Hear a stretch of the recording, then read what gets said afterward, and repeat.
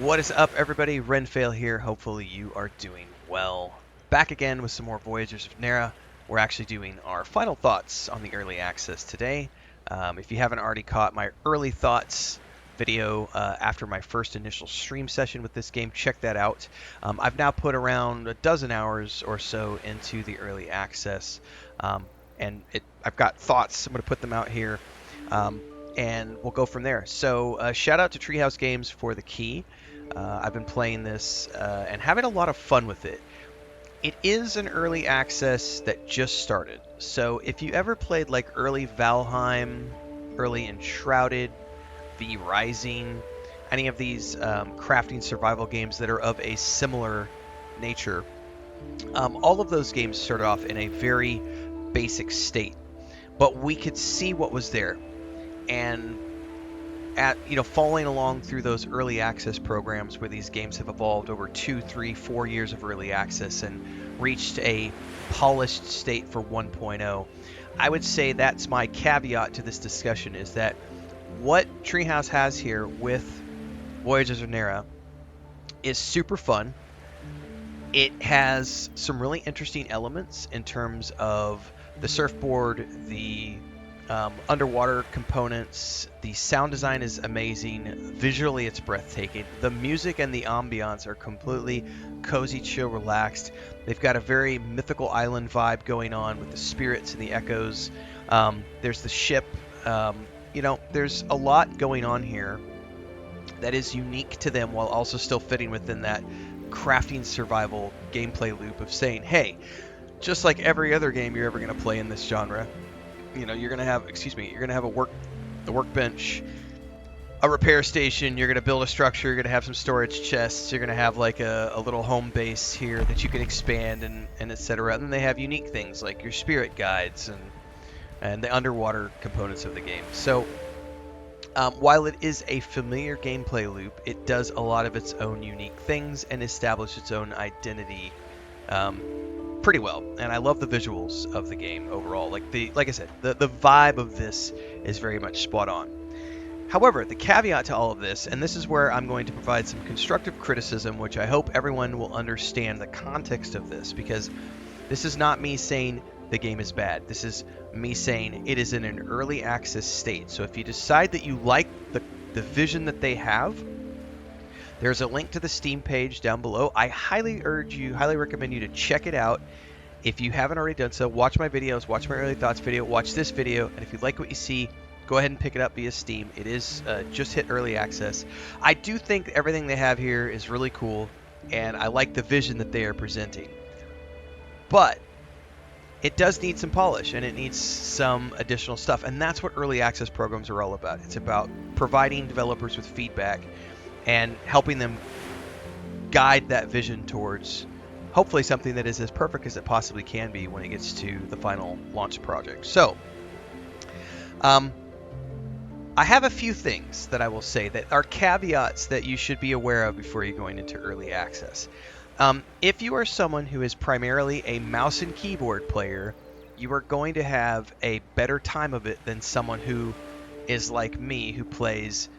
I play everything on a controller. Like I very rarely ever play games that are on a mouse and keyboard, just because I have issues with my hands and chronic tendonitis and stuff. So I like to play on controllers.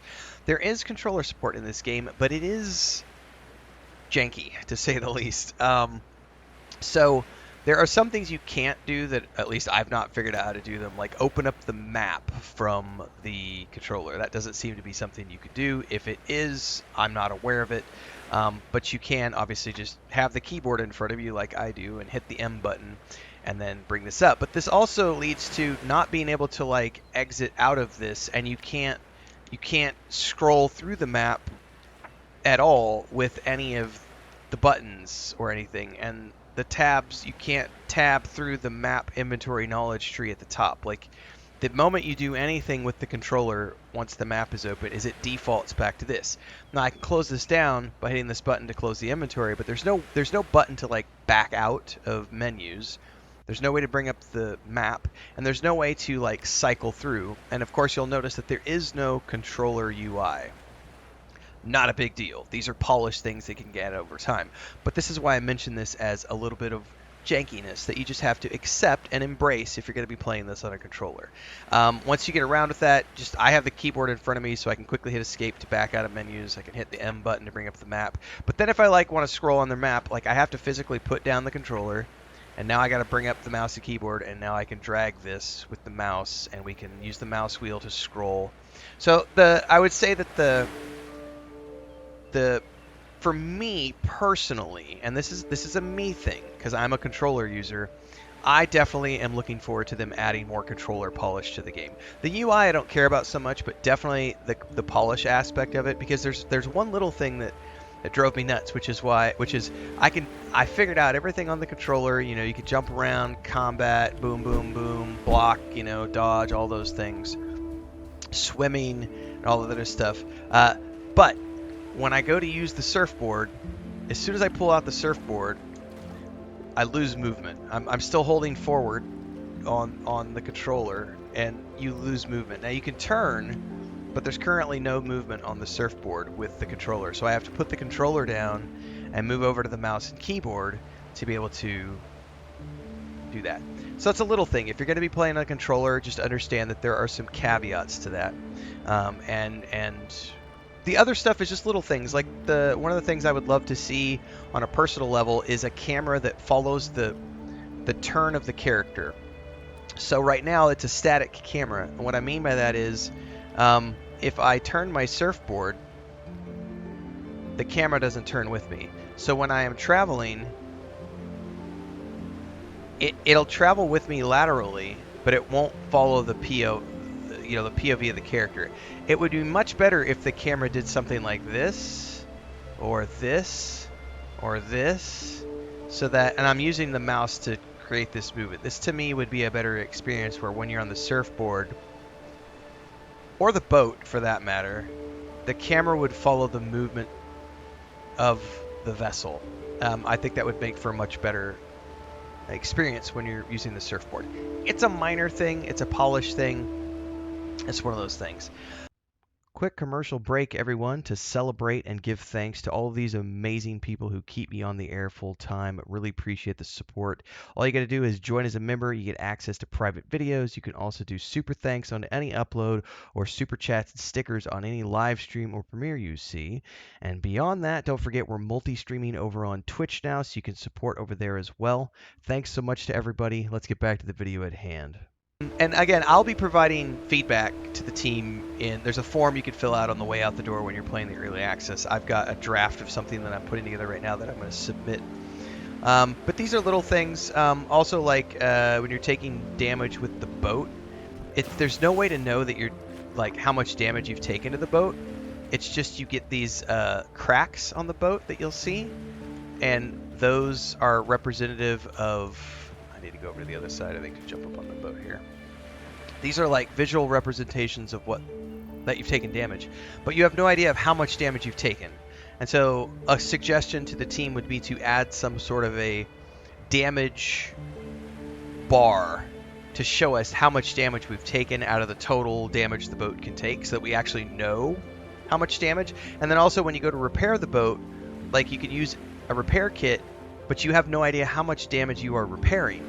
And so, again, having some sort of a meter or a wheel or a bar or something that shows us how much boat the damage has taken and how much damage is left to repair would be extremely useful to help people know how many repair kits they need to craft and use to repair the boat. And also to let them know when they're in the middle of the ocean, am I one hit away from the boat dying and blowing up, or can I take another 10 hits and risk getting back to my base? So those are the little types of things that you're going to come across that are just quality of life features and polish features that will definitely be added over the course of however many years of early access they're going to be doing with this product. And those are by no means me saying the game is bad. This is just me saying, if you decide to get involved in this early access, which I think you should if you like the look and feel of what this game offers, just understand that because it is early access, it is in a very early state. And so it's not going to do you any good to compare it to the present day Enshrouded and present day Valheim, look back at where those games were when they first started early access, and that's where this game is. I think it has a really cool story. I think the vision of what they are presenting is pretty awesome. I love the vibe. I love the looks. I love the music. The story has been pretty fun. The boat is really cool. I could definitely see the potential for the multiplayer aspects of this game, being able to have multiple people helping to control that boat. The surfboards are really cool. The underwater stuff is phenomenal, especially with the sound design and just the animations of the swimming and everything else. And from here, it's just a matter of watching them polish the early access, add more content to the game, and continue to flesh this out throughout. So I had a great time. Hopefully you had a great time. If you want to check out any of the episodes in the playlist, you can check those out down below.